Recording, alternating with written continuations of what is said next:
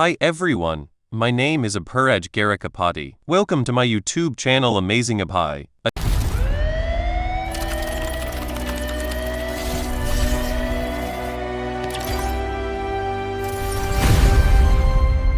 A channel subsystem is easiest to picture as a transit hub serving a group of neighborhoods. The neighborhoods are LPAR. When an operating system needs I/O, the request enters the channel subsystem responsible for that partition. The CHPIDs manages the logical paths available to its group. This extra layer explains many details that otherwise look strange, such as why CHPID 20 can exist in CSS 0 and another CHPID 20 can exist in CSS 1 without being the same path. When an operating system in a partition wants to perform I/O, it does not personally manage every physical port and routing detail. The channel subsystem is the firmware layer responsible for that I/O domain. Think of a city transit control center. A passenger chooses a destination, but the control system manages which routes are available and how traffic moves through the network. Each CSS serves a group of LPAR and has its own channel path namespace. That separation becomes important as the machine scales. Before we move ahead, please take a second to like on this video. A like tells me that you enjoyed this topic. Your support helps Amazing API grow naturally. The source material describes an architectural ceiling of up to 6 channel subsystems, each holding up to 14 LPAR. This gives the familiar theoretical maximum of 84 partitions.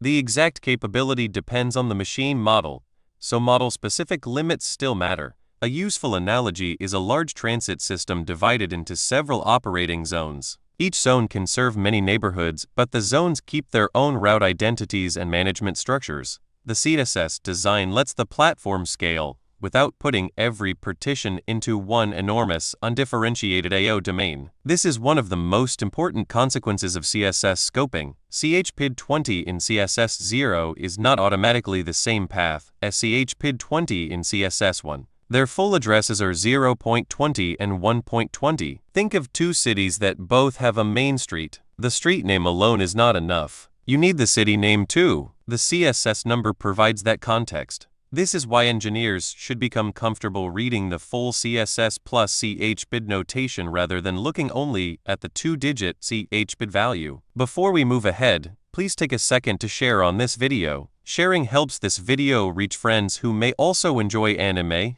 gaming, travel, cricket, chess, career basics, or personal stories. Your support helps Amazing API grow naturally. A shared CHPID and a spanned CHPID solve different sharing problems. A shared path can be used by multiple partitions within one CSS.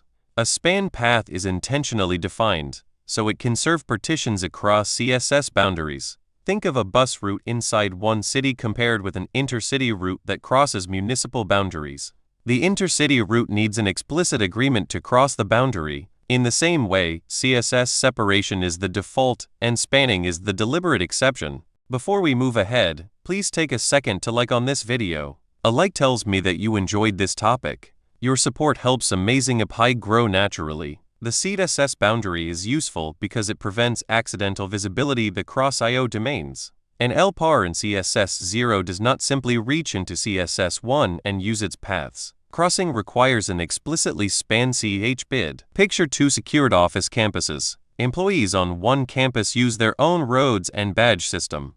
A shared shuttle between campuses can exist, but it has to be deliberately established. This separation helps large systems organize workloads into distinct management domains while still allowing controlled cross-boundary connectivity when needed.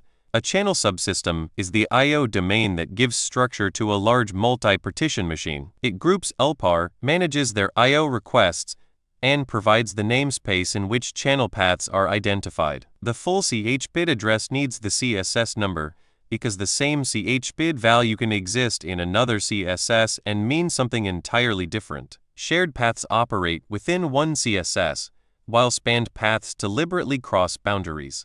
With this foundation, the next logical step is to understand why multiple CSS were introduced, and then study the CHPID that live inside these domains. If you enjoyed this video, please hit the like button and subscribe to Amazing API. Subscribing makes sure you do not miss the next video, and it gives me motivation to keep improving the quality of every upload. Thank you for being here, and I will see you in the next one.